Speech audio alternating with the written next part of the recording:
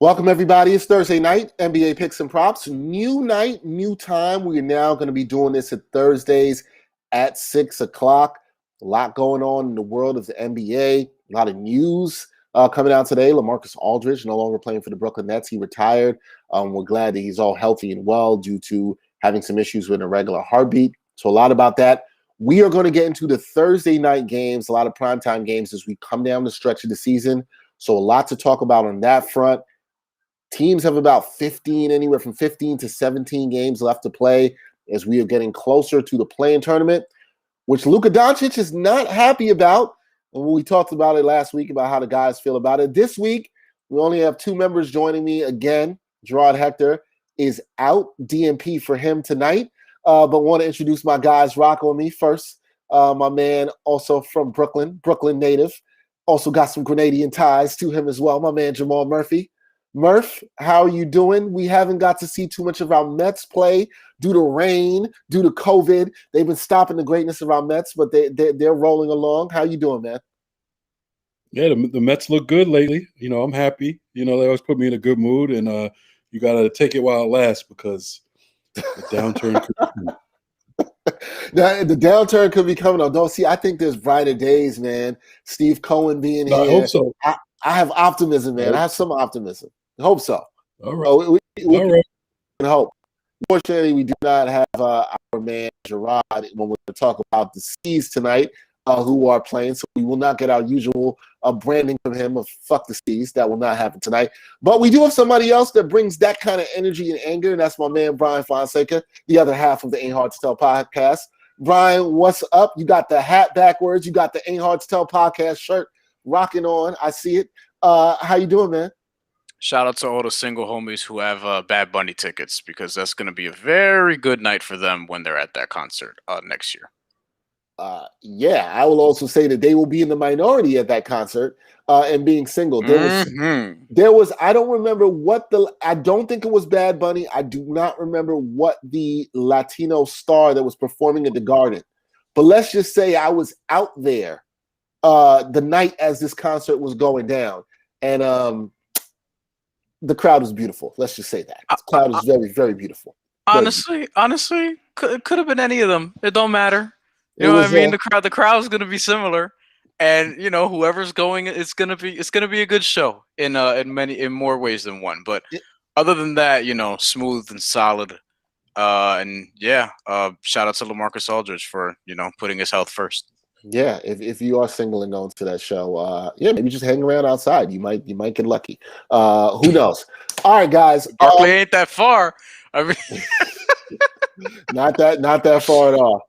All right, guys. So a lot going on in the NBA. We have talked about a lot of future awards throughout this year in doing the show, but the one award we have not discussed at all is Sixth Man of the Year. We haven't talked about this at all. And I think for the reason we haven't really talked about this was that it looked like it was pretty much a runaway award. It looked like it was Jordan Clarkson's award to win. And so there wasn't really much of a discussion in terms of the conversation about who could win, who could challenge Jordan Clarkson. But things have changed a lot. This is now not a one-man race. This is probably a two or possibly three-man race.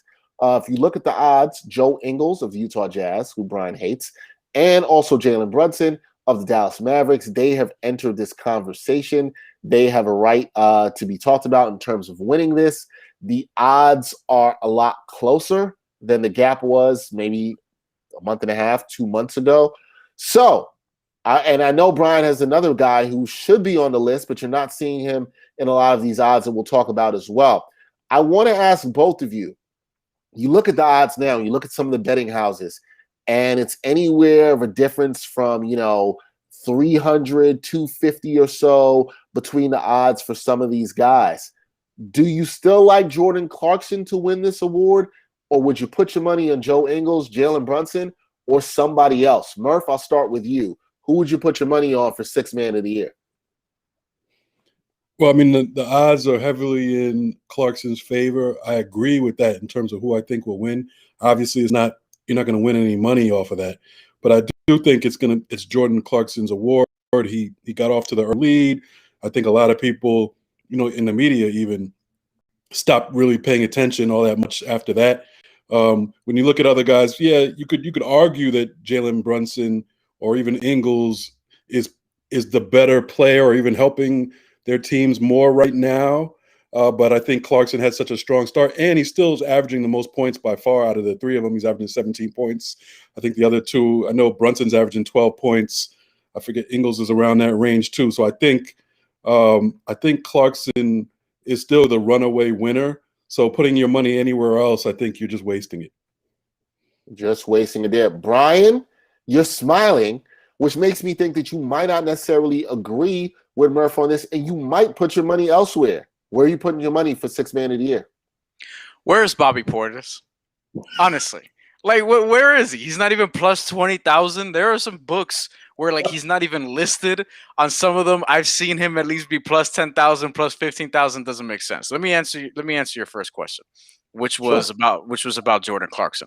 No, I don't think Jordan Clarkson is the Sixth Man of the Year because I don't think the Sixth Man of the Year should just be who scored the most off the bench. Let's give it to them, and then cool. Because to me, a sixth man is much more than that.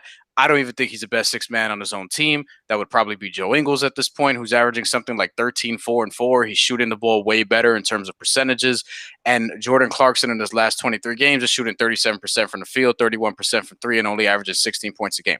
I don't care how much somebody's scoring off the bench. That's not enough for me to give you Sixth Man of the Year. Where's Bobby Portis? Bobby Portis is averaging over 11 and 7 off the bench for the Milwaukee Bucks. And because we're tired of the Milwaukee Bucks, we don't want to give him any love.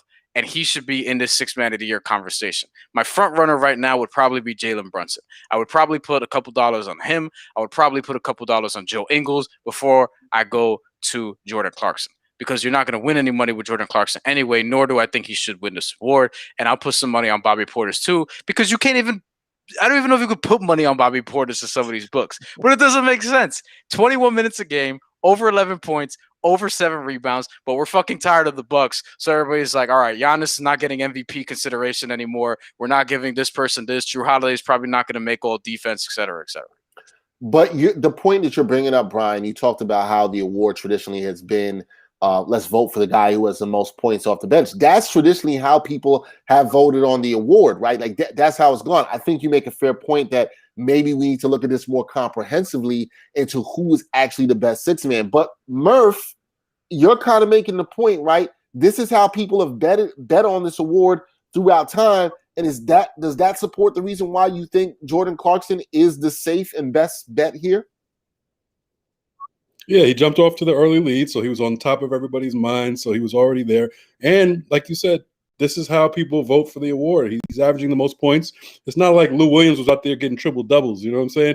He was just scoring points off the bench. This is what they reward. So, while I think Brian makes great points on whether he really is the best player coming off the bench out of all these guys in terms of all around, that might be true. But in terms of betting, in terms of who's going to win the award, we know how this goes. The media is not really looking too deep into this when it comes to Sixth Man of the Year. Yeah, maybe we need to do better on that. Maybe that's Brian's point. Maybe we should care. It almost sounds like the media doesn't really give a damn about the Sixth Man of the Year award, that they've been so lazy to just be like, hey, whoever has the most points. Like, Brian, I'm with you, bro. Like, I do think you're right, but I don't think that's going to, in terms of betting, I kind of want to lean to the way people have been betting or giving this award out. I don't think it's going to change this year. I think it will change eventually. I just don't think this year is going to change. And Jordan Clarkson probably still will get it unless your boy Jaylen Brunson comes too strong down the stretch and people show some love for the Mavs. But we'll see about that. For you guys, before we move on out of this, some of the other races, right? We've kind of talked about MVP a lot. We've looked at some of the other races. Are there any of the other races where you think things are heating up or maybe getting a little bit closer? Or is there a person in some of these other races for awards that you might put your money on that you didn't think about doing 2 months ago? Anyone for you guys? Yeah. Defensive Player of the Year, which we get wrong probably every single season that we do this. Because, people just don't know. Murph brings up an interesting point. I don't know if we could get the Defensive Player of the Year odds right now, Greg. Let me know. But Murph makes an interesting point about just the voting and how people vote for this. And when you really think about it, it's almost as if a lot of the media voting for some of these awards are just sort of being casual about it, right? Like, how much are they actually paying attention to certain things? And this is why you could sort of look up, you know, sixth man of the year, who scored the most points, and that's really it. I feel like this will take too much work and we're not going to be able to do this, but I feel like there's a comprehensive study that can be had when you go back and look at all of the awards that people have voted for and how wrong some of them were, Russell Westbrook's MVP being a famous example. Now, defensive player of the year. See, look at this bullshit. Rudy Gobert is number one, and Rudy Gobert is not the best defensive player in basketball. He's not. He's simply not. Like, I understand, like, you know, he can fucking rotate. He blocks shots. He's 7 feet. Looks like he's 7'2". He can switch a little bit and all these different things. Probably more than a little bit, let me be fair. But, like, come on. Like, we saw what Ben Simmons said about him the other day. Like, that he dropped 40 on you or whatever the case may be. If Ben Simmons is basically calling you a bitch, then, I mean, what do you want me to say? What do you want me to say? But the odds. Ben Simmons, by the way, has a great defensive player of the year case. Can you pull that up again, Greg? I need to see this one more time because I want to look at the top. All right, so Ben Simmons is second, right? Miles Turner is third. I mean, I guess. Giannis is fourth. I'm not mad at that. Joel Embiid, Clint Capella. All right, whatever. Where's Jimmy Butler? Like, where's Jimmy Butler? But where's Marcus Smart was hurt. Bam Adebayo's all the way down. Dort. The fuck? All right, whatever. Like, you have guys You're here really mad about this because it's what the perimeter defenders never get a lot of love in this. We haven't had like a great perimeter defender win defensive player of the year, or a guard at least, since Gary Payton, and that was 25 years ago, 26 seasons ago. Well, here's the thing though. Now you have Ben Simmons at the top here, and Murph, I want you to chime in on this. Not a guard. But he's a lead guard for that team, and he can guard everything 1 through 5. If Ben Simmons wins this award, and he probably should, and I don't know how Murph feels, and I want to get Murph's thoughts on this. But if he does win this award, he would be the most versatile defender to win this award in quite some time.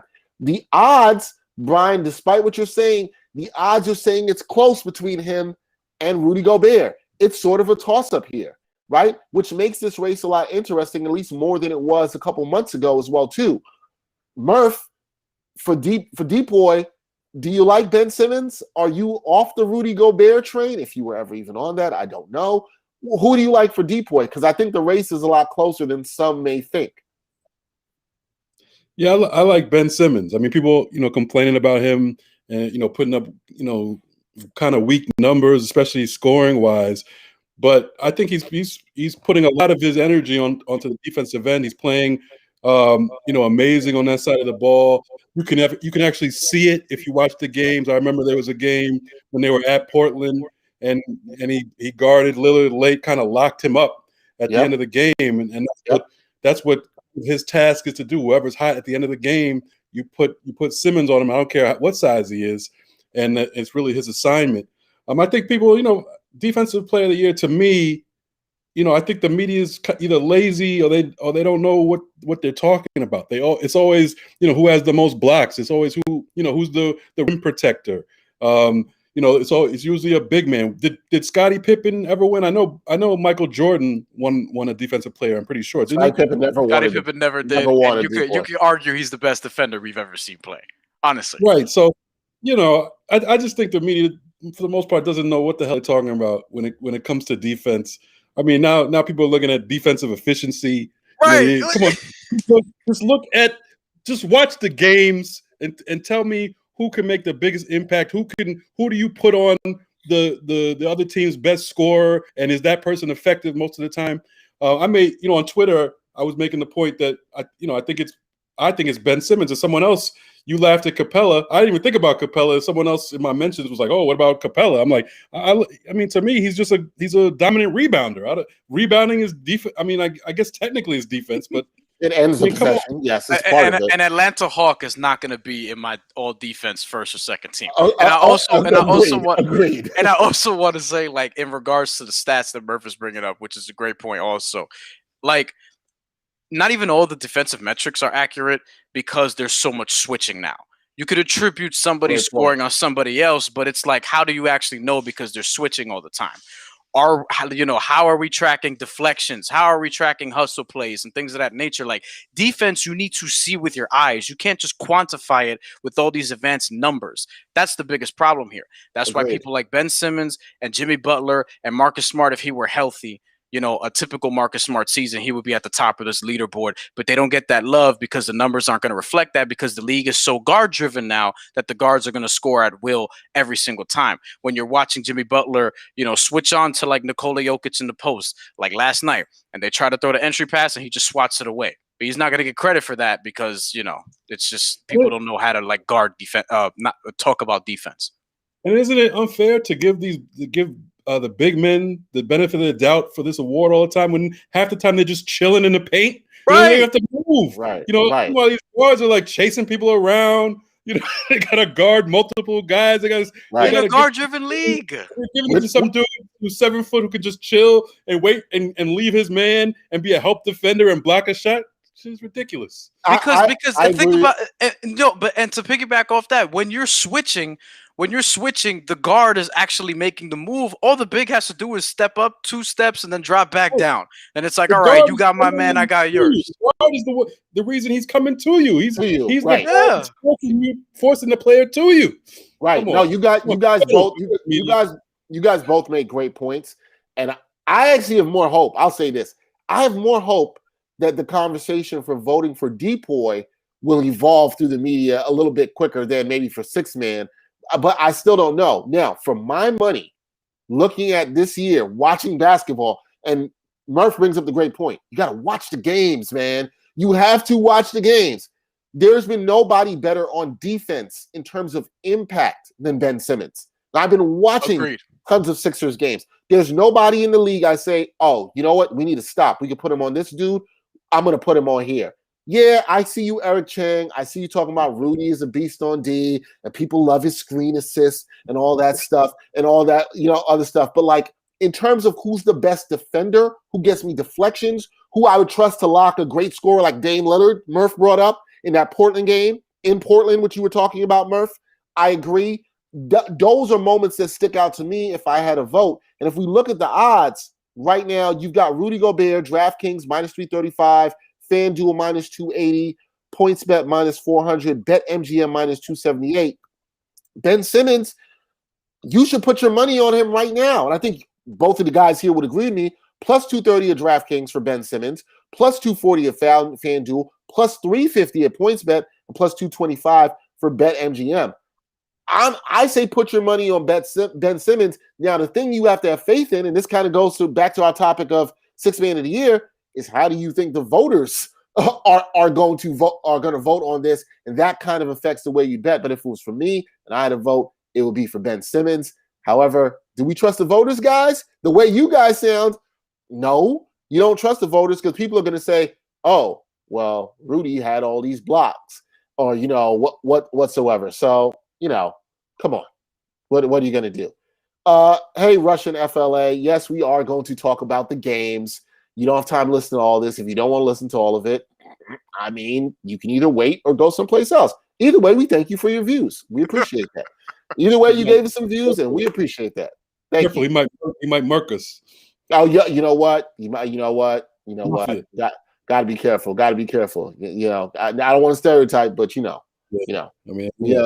got to be careful. And Eric wanted to know, Brian, if you're going to take next week off, since that has been the key. I think I had the week off. Then Murph was off, and now Gerard's off. So I think Brian's next. We'll see how the first dose goes. Yeah, what are the odds on that? I don't know. Somebody want to take the odds on Brian taking the week off? Who knows? I think he'll make it through. He'll make it through the first dose. The first dose got me. Woo, got me good. Yeah. It got me pretty good. Thank you, Russian, my FLA, for waiting. We appreciate your patience, brother. Thank you. We appreciate that. All right, that is it. We're going to have a lot to look on the awards and more of that as we get closer and how people will vote on that. But we are going to get on, since Russian Mafia has pushed us forward, to the games of tonight, Thursday night games. Some decent games on TNT. First, we start with a team that Brian cares about very near and dear to his heart. That is the Milwaukee Bucks. They are 4.5-point favorites, and they are visiting another team that Brian loves that plays no defense, the Atlanta Hawks. Milwaukee will be in Atlanta. The over-under for this game is 230.5. Brian, I'm going to start with you. You have talked a lot about the Milwaukee fatigue. Milwaukee is hanging around in the Eastern Conference for that top spot. They are 3.5 games right now out of the top spot, and they're 2.5 behind the Brooklyn Nets right now, who is sitting second. The Philadelphia 76ers are in first after their win over the Nets the other night. Milwaukee has 63% of the spread handle in this game, and Bucks are 2-3 over their last 5. Do you like the Bucks, who are favored on the road down at ATL in this game, Brian?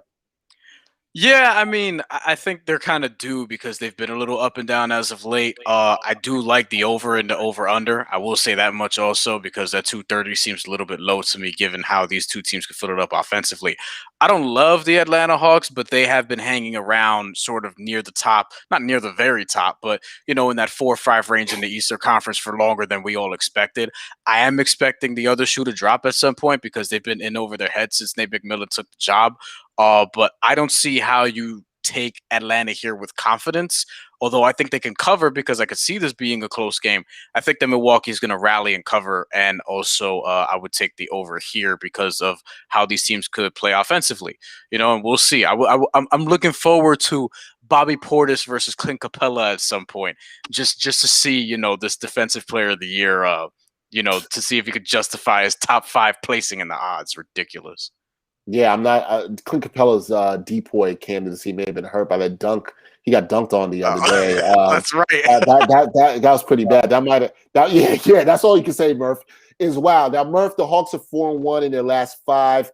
Do you trust the Hawks to get an upset? They have been playing good basketball throughout the last month and into this month, and they've moved up. They've been hanging around 4th in the standings, as Brian said, for a while. Do you trust the Hawks here, maybe to pull off an upset? No, I mean, at first when I saw this game, I might have went with the Hawks because Antetokounmpo was a game time decision. He hasn't played in a while, but I'm seeing here that he's good to go today. And I even saw that the line jumped up a point. It was -4.5, and that's -5.5. Yep. So, and I agree with that. I think Milwaukee, wins this pretty easily if he plays. So I'm going to go with them. I mean, there's a clear difference once you get past the top 3 teams in the East. Once you get to 4 in Atlanta, that's a big drop-off. So give me Milwaukee, and I agree with Brian that I'll take the over as well. I think they get way over that 230. Yeah, you would definitely like them on there. For all of our viewers checking in, Eric Chang, we see you. Russian Ma, FIA, we see you as well, too. Let us know what you think. What do you think about this game? How would you bet? Would you take the Hawks? Would you take the Bucks? I like the over in this game, guys, as well, too. That 230 seems a little bit low. And we know the Hawks don't really play defense. So, yeah, I can totally see that happening. Eric Chang, I see you said, who's even playing these days? Feels like every team is missing half their lineups. Look, this is the age of COVID that we're playing in. This is what makes it so hard in terms of betting when it comes to sports right now. But, this is why we're here to try to provide you as much information as possible. All right, guys, game 2 of the night. We have Golden State Warriors against the Cleveland Cavaliers. Now, we haven't talked a lot of Cleveland on this show as much, except for when Brian brings up Sexland, which is his favorite duo nickname in the league, and rightfully so. But the Golden State Warriors for this matchup, they are 7-point favorites in this matchup. It opened at 6. It's 6, and it was up to 6.5. Now it's at 7. They're 7-point favorites for this matchup. The over/under in this contest is 224.5. Murph, I'll start with you. The Warriors look like they were in trouble, dropping in the standings. Could get knocked out of the play-in tournament, falling lower than 10th, but they seem to have been rejuvenated a little bit lately, and they're fighting to stay alive. Do you like Golden State to do what they're expected to do here? Favorites against the Cavs. You like them to win on the road in Cleveland? Yeah, I like them to win this game. I'm not saying I'm on the Golden State bandwagon or anything. They're a shaky team. They're a one-man team. But as long as Steph is playing and they're playing one of the worst teams in the league, and who Sexton is a game time decision. We don't know what's going to happen there. I got to go Golden State to win and to cover the 6.5. I think I also like the over the 224.5. Golden State's been taking care of business against teams that they should beat. Anytime they play a team that's half decent, you gotta think twice. But I like Golden State in this game to take care of Cleveland. Yeah, 61% of the bets are actually on the over in that contest. Warriors Cavs with that 224.5. Brian, what about you? You hear Murph talk about the fact that Golden State has been a one-man team, and rightfully so, with the offensive display we've seen from Stephen Curry lately. Do you like the Warriors to continue some of their recent winning ways against the Cavs tonight? I do, because I don't see how you could take the Cleveland Cavaliers with confidence. As much as I do love Sexland, as you pointed out before we started this, Darius Garland, Colin Sexton. So. I don't think that they're gonna necessarily, get blown out here like the way Oklahoma City was the other night, which was, damn near 40 points. But I don't see how you could take Cleveland with confidence here. So I'm going with Golden State, and I agree with Eric Chang. I'm taking the over. I tend to take over when Golden State is playing because they're just going to jack up a bunch of shots. And they're kind of a one-man team, as Murph said, and I don't like their depth at all.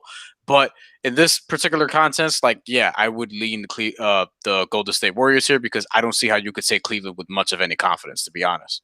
Yeah, I'm with you on that. The line scares me a little bit in this game. It wouldn't shock me if this game was a little closer towards the end than even 6.5, 7 points here. So I might stay away from that, but I do like that over of 224.5. I'm with you. Bang the over when it comes to Golden State. Cleveland also not a good defensive team. Can't trust them at all whatsoever. So, this is a tough game. I could see it going either way. I could see it being close. I could see Cleveland not having enough offense and Golden State pulling away late. But I think that over is definitely a good bet in terms of betting on this contest. All right, our third game of the night and final game that we will look at involves, and unfortunately, I would be going to Gerard first on this game, but he's not here. And that is the Boston Celtics. They are 6.5-point favorites as they are visiting the Los Angeles Lakers. So that is always a marquee matchup, but obviously both of these teams, not both of these teams, the Lakers dealing with a lot of injuries. Obviously, their two top guns in LeBron and Anthony Davis not playing in this contest. The over-under for this matchup is at 212. Boston's been playing pretty well lately. They've won 4 in a row. They are looking to continue their winning ways in Los Angeles. Murph, are you sticking with the Gerard energy? Is it F the C's? Are you going pro LA on this here and putting your money on the Lakers? It looks like you're about to shake your head and say no. What you got in this contest? Yeah, no, I'm not a fuck the C's guy. You know what I'm saying? And this ain't your last week's Celtics. You know what I'm saying? This is a whole new Celtics team. This past week or so, they're 4-1. They're looking great out there. Kemba even looking a little spry, looking like his knees coming around. Tatum looking like he's kind of more farther along from the COVID situation. Jaylen Brown needs to step it up a little bit. But Marcus Smart is back. This is a different team. I think they're really focused. And remember, they do have the greatest coach in the history of basketball. And this is why he's the greatest coach in the history of basketball. Did you see that the against Portland when Smart missed the first free throw? Yes. Yeah. Yes. What other coach in the NBA directs his player to miss the next one? And not only that, they were prepared and doubled Lillard on the rebound, so he couldn't even get a quarter up half court. So that was genius. That's why Stevens is a genius, and that's why I've been saying that forever. And now his genius is coming back, and the Celtics are back, and you can take them. The spread bothers me a little bit, the 6.5, because the Lakers do play tough. They're going to play hard every night. They're going to play defense, so they would keep it close. But I think Celtics are on a mission to get to that 4 spot and stay in that 4 spot, which is where they probably belong. The Heat are struggling. I don't know what's up with them. Both of those teams have been up and down all year. But I do think those are the 4th and 5th best teams. But for this game, I'm going to go Boston minus the 6.5. And I'm going to go the over, even though, like I said, the Lakers play D, but I think the Celtics are clicking offensively, and they will put up some points. Well, I'll tell you what, if Gerard was here, he'd be absolutely disgusted with all that Brad Stevens praise that you just gave. He's a genius. He's a genius. Eric Chang has his money on Boston as well tonight. And we want to shout out to, we got on our friend Russian Ma FLA earlier, but we appreciate you hanging with us, and we see that you're excited about the player props that we're going to be talking about coming up next. So we appreciate you hanging with us, brother. Boston by double digits. Eric Chang is saying it's not even going to be that close, Brian. Are you also sipping the tea, the Brad Stevens tea, that he is the greatest, that he will find a way to have his team ready? I didn't want to. Murph said ever. I wasn't going to say that, but he's going to find a way to combat that tough Laker defense. And the Celtics are rising. They're trending in the right direction. 4 in a row.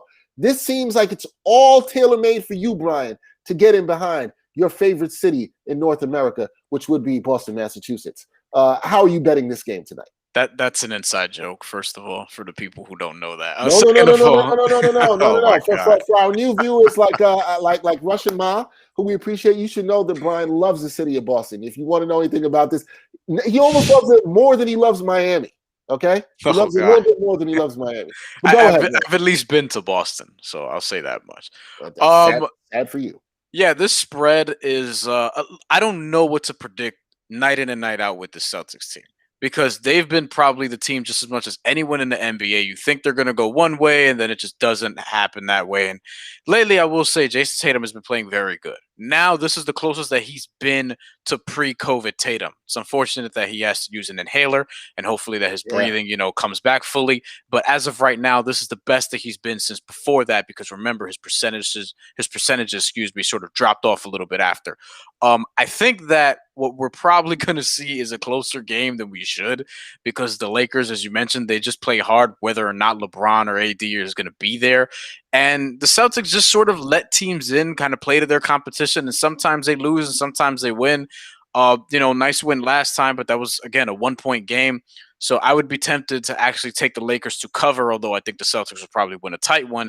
And that over-under 224 seems pretty low, but again, the unpredictability of these teams, you just don't necessarily know. And that's more of a Lakers thing, because they're, I wouldn't even say more defensive-minded now, but they just can't score as much without LeBron and Anthony Davis there. And how could you blame them? It's LeBron and Anthony Davis. So the over-under is probably more of a stay away from me, but I would probably take the Lakers to cover. Over-under is actually a 212, Brian. 212, not 224. 212? Yeah, 212. Yeah. Damn, that's pretty low. Yeah, I see what Eric Chang is saying and taking the under. Because if it's like a 105-95 game, that's still underneath. And I could see the score being like something like that, maybe even tighter, because I'm saying it's going to be a close game. The over-under is a stay away for me because it's causing me too many headaches. But I would probably lean towards taking the Lakers to cover, even though they shouldn't. The Celtics should run away with this, but they just don't run away with games that they're supposed to run away with, and they've been doing that all season. Yeah, I like this. I think all that is great points on that, and I think that's the reason I actually would bet on the Lakers in this. In terms of Celtics should win this game, but I can see it being tight. I like the Lakers defense. I've actually, the last couple of games they played, we saw what they did to the Nets. They played the Knicks pretty tough towards the end. They just got to win against Charlotte before coming back home. Their defense has been pretty good, and still they've been high in defensive rating even without LeBron and AD. So they're going to come to play. Vogel gets them ready to play, as Murph said. So I wouldn't mind taking the Lakers to cover here. As far as that over-under, it's a stay away from me. I hear you, Brian. I can see that being like a 105-95 game. I can see it being a 105-100 game. You can totally see that it coming down to that. So I would stay away with that, but I understand why Eric Chang is kind of like, I might want to go with the under here. But the way that the Lakers play defense, and they still have shown a high level in Boston, as you said, not being able to put teams away. This is an interesting one to bet, but I would be inclined to go with the Lakers in the under, but we'll see on that, on how it goes. All right, moving along. Before we get to the next segment, I want to remind everybody, especially our new viewers, like Russian Mafia, please don't put a hit on me, man, but I'm trying to give you some good information here. If you like what you're seeing with the Picks and Props show, we'll be rocking with you every Thursday through the end of this season, please subscribe to this channel. That is the Props Network channel. Please subscribe, and you'll get to follow this show and all the other great shows that the Props Network has to offer around sports betting. So please do that. Also, if you like this show, you like us talking about all the odds, everything that's going on, I encourage you to go to propsnetwork.com and check out their live odds tool. It's the best tool that you can use when shopping different betting lines. You can use the propsnetwork.com live odds comparison tool. All you got to do is go to propsnetwork.com/NBA. You can see all the different spreads and payouts from all the best legal sports books, all in one place. All right, on to our third segment of the night. That's to parlay or not to parlay. Some interesting ones this week. A couple that I might find tantalizing. You know, it's a word I like to use around this segment. First one we have Jayson Tatum to score 25-plus points and Kemba Walker to score 20-plus points. So this was also another parlay that was tailor-made for Gerard to say, fuck the C's. The odds for this parlay are at plus 350. I was about to say Gerard because I was thinking about Boston. Jamal, Murph, is this tantalizing enough for you to get in on this action? Yeah, why not? You know, plus 350. I'm going to take it. You can always bet on Tatum to come through, you know, with the 25 point plus. You know, whether he's going to get shots up regardless, even if he doesn't have a good shooting game, he could get enough shots up to get to 25 or more. The person that you're really worried about here is Kemba. And like I said before, I think Kemba is coming around in the last few games. Not even just his output, but the way he looks on the court. I've seen him make moves that he wasn't making early in the season. He hasn't made in a year or so, really. You know, he's playing more fearless going to the hole. He just looks faster and quicker the last couple weeks or so. So I think he's kind of on the upward trend. He had 21 points last game. I know at the same time the Lakers, with the other thing I'm worried about is the Lakers play defense. So it won't be easy, but I just think he takes that momentum from Portland and carries it over tonight to get, you know, 20 points plus. And like I said, I'm not worried about Tatum at all as far as that goes. So at plus 350, the odds are good enough for me to take a chance on that. I say do it. Yeah, I think it's a good one with the odds there for sure. Definitely on that. Brian, are you in on this too? Is this tantalizing enough for you? You know, I got to roll with my man, Kemba Walker. You know what I'm saying? Here we go. Here we go. He only got one 20-point game in his last 6, but he had 4 straight 20-point games before that. I agree with Murphy. He has looked better as of late, although, you know, the shooting percentage still isn't there. But a big part of that is the Celtics play a isolation-heavy offense, and he doesn't have quite the same speed he did pre-knee injury. And they don't have a big to set good screens. Robert Williams is doing what he can, but he's still obviously very raw. Super talented, though, so we'll see how that goes. I'm taking this, even though I would like the odds to be, you know, a little bit more. I would say that right now, Tatum is the guy that I'm super confident in, given what I just said earlier.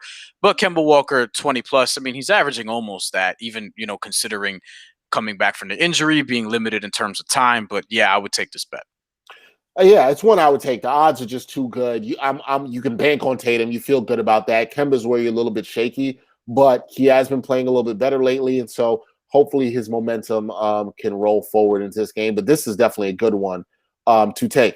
I'm going to add in a bonus one, and Greg, I'm sorry we don't have this here, but Russian Mafia brought up one that was good. And Russian Mafia, we also appreciate you for sticking around with us. I think it's interesting to talk about this, and our viewers, if you see any other player props that you think are really good and interesting, or parlays that you think are interesting, send them our way. We'll try to discuss it with the time that we have. But Draymond Green to get a triple-double, plus 840 on FanDuel. I mean, look, we talked about when you get these high odds. Plus 840 sounds like that range where it's a little bit more than tantalizing right there. Brian, I'm going to start with you. Draymond, you made the comment that Draymond barely scores. The offensive part of it is where you're probably concerned with Draymond on this, right? The rebounds and the assists and how he's able to pass when Steph gets trapped. Yeah. He's the guy in 4-on-3 situations who can find the open man, which makes him valuable for that. Do you like the odds in this? Would you put money down on this as plus 840? I feel like you got to, right? The plus 840 makes this very interesting. Yes. The thing about Draymond Green is that he'll also have games like he did on March 26th, where he played 27 minutes and did not shoot the ball one time. And like that stuff will just happen every now and then. You know what I mean? In fairness to him, going back from March 26th, his point total is a little all over the place, but he's gotten more than 10 points a handful of times. 11, 16, there's another 0 there, then 11, 6, 5, 2, 18, and 12. Last time out, he had a 12-point, 10 rebound, and 16 assist game. And I saw a Golden State Warriors reporter, I forgot his name, point out that Draymond Green's 18 points was the most that he's had in like a couple of years or something along those lines. But whatever. For this parlay, you only need 10. I feel better about the 10 assists than anything else. The 840 is probably too much not to try to do it, but he also doesn't rebound, that well either. Not that well, period, but 10 rebounds a game is not something that he does. Like, he's not even close to that. So, I don't know. But I understand taking it, though. I get it. It's like 840. You got to take it, though. Murphy, do you have that same energy for this? Is 840 you got to do this? Yeah, why not 840? Plus, remember, he's playing against Cleveland. And I feel like this is the type of matchup where Draymond really tries to show people I still got it. You know what I'm saying? He's going to try to put up monster triple-double type numbers against these young kids who don't really know the game, don't know the tricks of the trade. You know what I'm saying? That's where he'll get over on these dudes. You know what I'm saying? So, and he needs to show people that he can still play. I think you put the money on that, plus 840. Yeah, I thought it was an interesting one. I'm glad Russian Mafia brought that up. Again, guys, if you have some more you think that's interesting, send it along. We'll try to get to it before the end of the show. Want to move on to the next parlay that I had here. Jaylen Brown, Devin Booker, and Buddy Heild all to record 3+ threes made. This is at plus 575, sort of approaching that tantalizing area there. Brian, would you get in on this action? Buddy Heild, yes. Buddy Heild is the guy that I'm like, he'll get this shit because, because he's going to jack. Yeah, you know what I mean? Like, he's going to put up 10, 11 threes or whatever. Jaylen Brown, it just, I just don't really know. I kind of feel the same about Tatum in terms of making the actual 3 threes.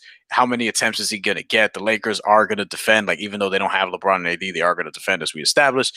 And then Devin Booker, like we've talked about the Phoenix Suns and their pace of play, and Devin Booker is not always having to be the aggressor because the ball is in Chris Paul's hands, and, Mikal Bridges is making a play here, and now they're playing through DeAndre Ayton a little bit more. Like, is he even going to have the opportunity to jack up 5, 6 threes so that he can, get the 3? It's tantalizing here, and I like all 3 guys, so I just might do it because I'm a little bit confident in pretty much all of them. And it's plus 575, so part of me is kind of like, why not?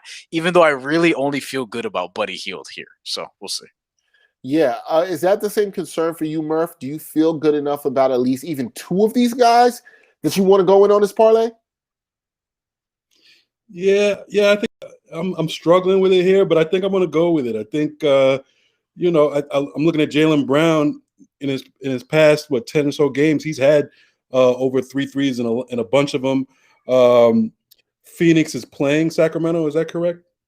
That is correct. They're the one matchup we didn't talk about. Yes, Sacramento's at Phoenix tonight. Yeah. That is 10:00 start Eastern.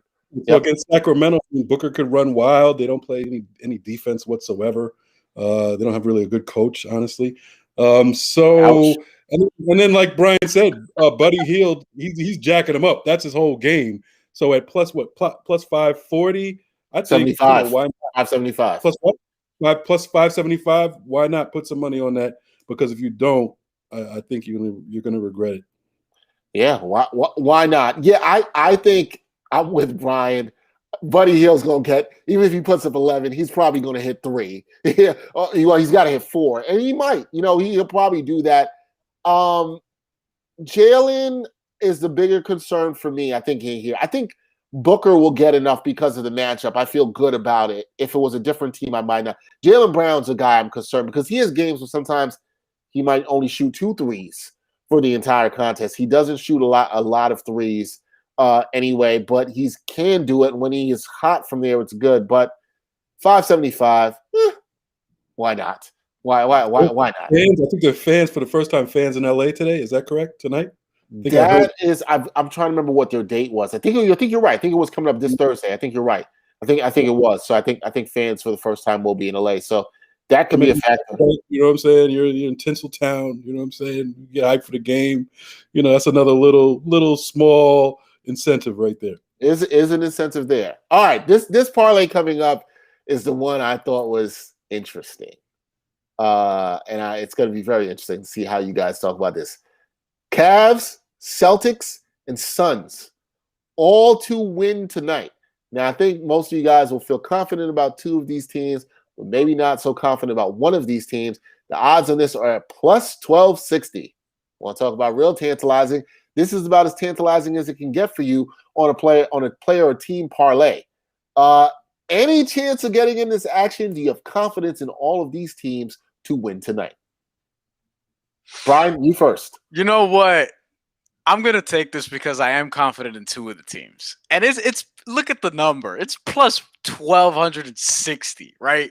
Like, how could I turn that down? Given that, I mean, there are only 4 games. You didn't tell me that the Kings winning is a part of this, which I feel good about. So, you know, I feel great about the Suns beating the Kings. I feel good about the Celtics beating the Lakers, and you know, the Warriors, kind of like the Celtics, they've dropped a lot of games where you're like, how did they do that? The Cavs are kind of like good for every now and then beating a team that they shouldn't. The Warriors are very much a one-man team, and you could see, you know, Colin Sexton, Darius Garland taking it to them and things of that nature. So, yeah, I would take this because if you feel good about two of the teams winning, which I do, yeah, then why not? It's plus 1260. Like, that's a monstrous number. So, absolutely, I'm taking this. Yeah. Well, we know you believe in Sexland, so you're gonna have to believe in Sexland tonight, especially if Colin Sexton. Colin Sexton is the one who's questionable to play, or Darius Garland. I can't remember. Colin Sexton. Colin Sexton, but he's expected to play. Colin Sexton is going to play. All right. Well, definitely got to believe in Sexton. Yeah. Murph, do you believe in all three of these teams, and is the 1260 enough to tickle your fancy here? Hey, for 1260, I'm going to reverse everything I said about the Golden State Cleveland game. Remember, they are a one-man team, and it's Steph. And so, you know, I mean, he could turn an ankle. He could fall on his tailbone one more time. Like, anything's possible. They could just give him some rest because the team is garbage, and they don't need to be overplaying him like they are. So, like Brian said, you know, I'm confident in the other two teams, so you just need this one. And we know, you know, Golden State, anything could happen with these two guys. I mean, with Draymond and Steph, and if you lose either one of those, it's a whole different ball game. And even with them, the Cleveland could stay in the game because they are capable of scoring, and Brian's favorite player, Jared Allen, could even have a big game. So yeah, I'm definitely 1260. Jared Allen's a nice guy, man. Jared Allen's a nice guy. He's a good dude. I mean, look, 1260 is a nice number. I think you gotta try on this. The Cavs are the team, obviously, that's going to give you the bit of trepidation, but like everyone else has said, they could beat the Warriors. It wouldn't shock anybody if they beat the Warriors tonight. I think that game, I talked about it before, I think that game could be a lot closer than the 6.5 points for the spread. So it wouldn't shock me. You got to go in on this. So I think we've been on all of the parlays so far. Last parlay. Denis Schroeder, Chris Paul, and Kemba Walker, all to record 6+ assists. Odds in this are at plus 275. Now, again, I think you guys will be confident in CP3 getting those 6+ assists. The other two, I don't know. Odds aren't that tantalizing. Murph, is that 275 enough for you to get in on this action? Nah, the 275 isn't enough. I'm already pressing my luck asking Kemba to get 20+ points. I'm not going to ask him, to get more than 6 assists. Like you said, I'm confident in Chris Paul, but even in Schroeder is the same type of deal. I'm not confident enough in him that he's going to do what he has to do and get those assists against Boston. He's up and down. He could have a great game. He could have a terrible game. So, and 275 is just not enough for me to want to put any money on that. So I'm going to lay off this one. Brian, are you laying off this one as well? Nah, I'm taking this. Dennis Schroeder's the one that I'm. Really? Dennis Schroeder's the one. Not Dennis Schroeder actually. Kemba Walker also like I'm iffy on them getting 6+ assists, but it's just 6 assists. You know what I mean? Like, yes, I feel great about Chris Paul getting it, but the other two we'll see. But it's just 6 assists. And contrary to popular belief, assists are actually the stat that I love the most personally, not steals or technical fouls or I just thought personal fouls. I thought it was flagrant fouls. I thought that was the statute. Flagrant fouls. No, no. See, the difference was in my sophomore year of high school, I led the Here we league in go. flagrant fouls. That's a different story. I didn't love flagrant fouls or whatever. I also led the league in 4-point plays my senior year. But Is anybody shocked that he led the league in flagrant fouls? Because I am not. What about technical fouls? That's the key. Yeah. flagrant fouls, assists, and 4-point plays and steals. What about ejection? Something told me you probably led the league in that as well too. I only got ejected like once. Like once. That means twice. That means twice. Go ahead. I can remember the second one, but yes, I'm taking this. I would like the odds to be a little bit better. Plus 275 is a little bit low for me, but I'll throw a little something on it. Why not? I think all these guys are more than capable of getting 6+ assists. Yeah, capable is one thing. Me believing in them doing it is another thing. Me betting on them doing that is actually another thing. I believe in Chris Paul. I do not believe in Kemba Walker or Denis Schroeder getting it. I think both of those guys, more so Schroeder, needs to score for his team. So I really don't trust him in getting 6+ assists. And Kemba, I can see it happening, but I know it's your boy, Brian, but I'm out on this one. You're the one that covered him in high school. I did. It's not my boy. You know what I'm saying? I did, but we know how the You're mad too. The Kyrie Irving versus Kemba conversations go for you. We know how that goes. So, that's that. I'm iffy on this. 275 isn't enough. It isn't really tantalizing enough for me. So I'm out on this one. That's it for our parlays. I saw another one. Russian Mafia said Bogdan Bogdanovic plus 1,200 to score 30 points. Yeah, I'm with you on that. Only if Trae Young doesn't play, I would love that one. Except Trae Young's going to play, and we know who throws the drink with the straw for that team. Although, Bogdan has been playing really well over the last couple of weeks. He shot the ball really well for them. And he's had a couple games where he scored in the high 20s. So, something to keep an eye on. But, I'm not super confident in that as well. So I might stay away from that. You guys, any interest? Would you get in on that or no? I don't think so. I think I'll leave that alone. He did drop 30, I think, a couple games ago. So he's capable. The odds are tantalizing, but I'll pass. Yeah, I gotta pass on that one. What about you, Brian? You pass on that one too? Pass. Too much. Yeah, it's too much. I mean, odds are tantalizing, but I don't see it. Russian Mafia also see Cleveland Cavaliers, Celtics and Suns 3-team parlay plus 350, plus 361. Yeah, we spoke about that one. We like that better than some other people may. We say why not go in on that? It's decent odds at plus 361 if you trust the Cavs. You can see the Cavs getting an upset, so we spoke about that one. So yeah, why not? All right, our last segment of the night. You know how we do. Keep it 100 for our new viewers. How we do keep it 100. Everybody has $100 to spend however they want to bet it around tonight's games. It could be player props. However you want to spend the $100, you get a chance to do it. Brian always brings in some violence. You can do that as well.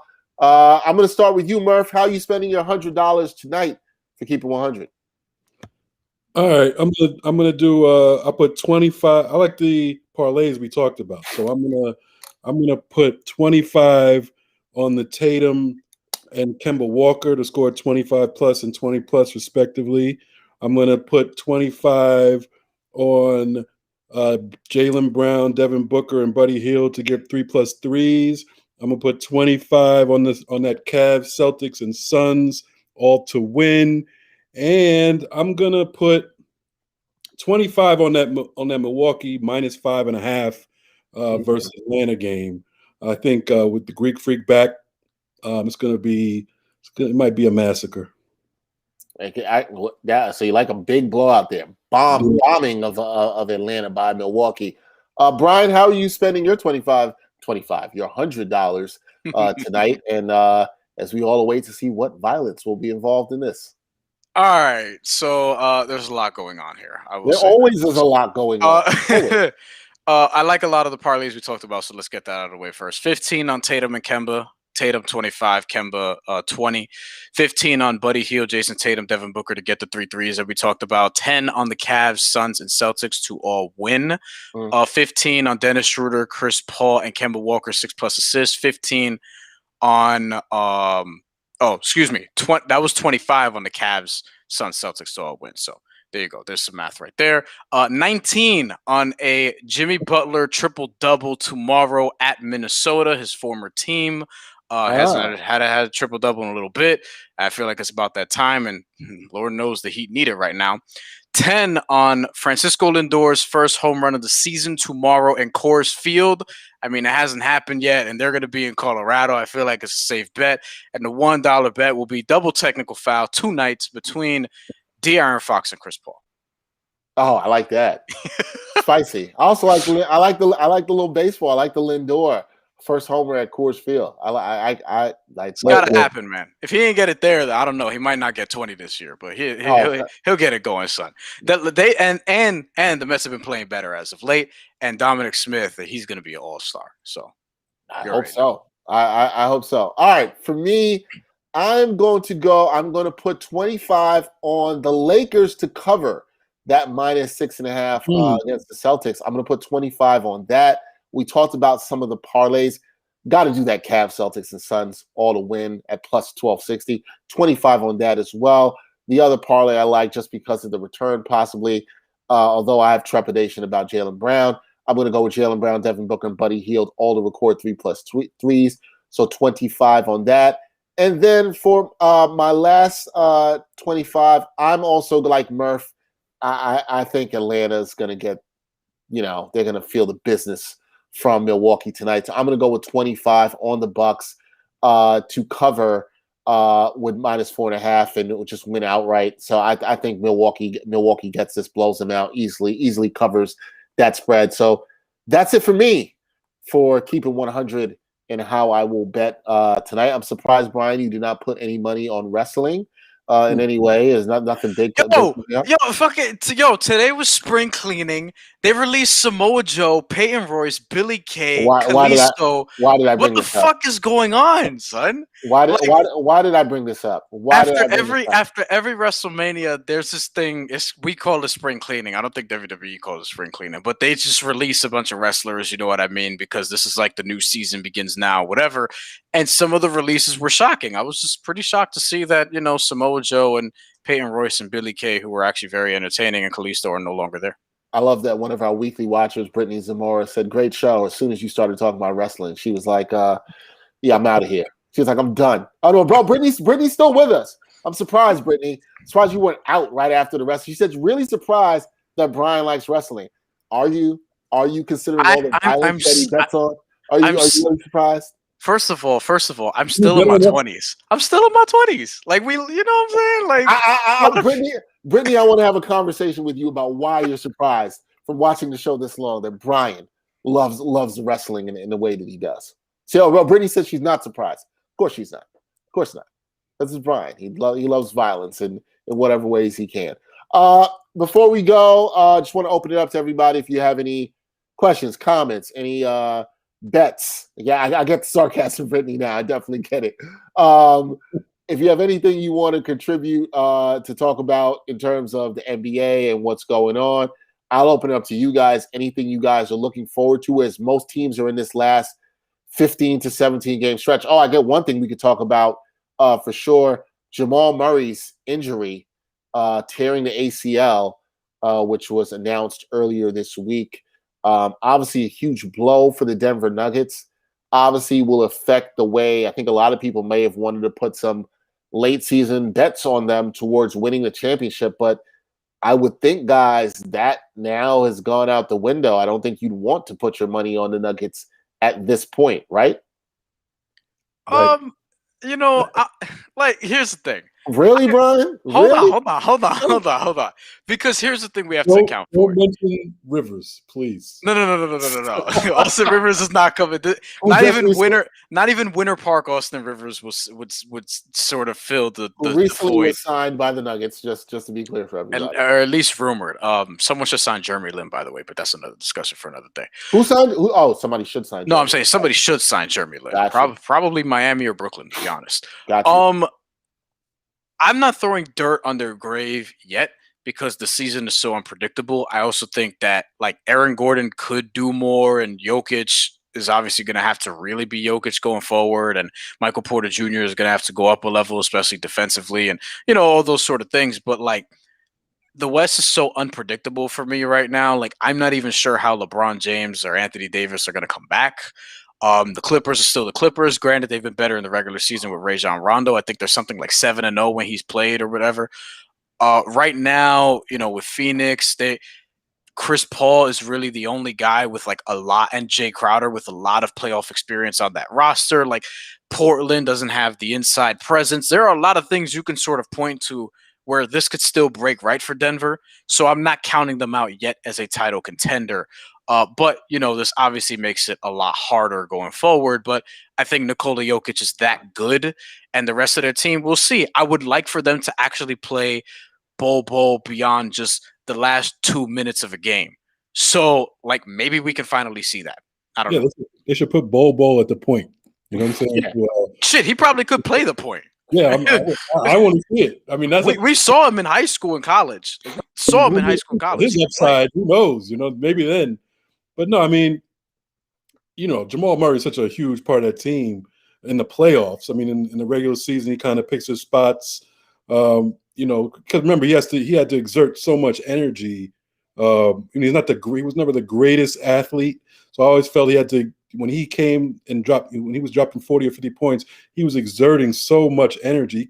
There's no way you can really ask him to do that on an everyday basis during the regular season. But I think that they really need that come playoff time, and they don't have that guy who's capable of just stepping up a level and winning it almost by himself. So, yes, they still have a lot of talent. I think maybe they could win a first round series.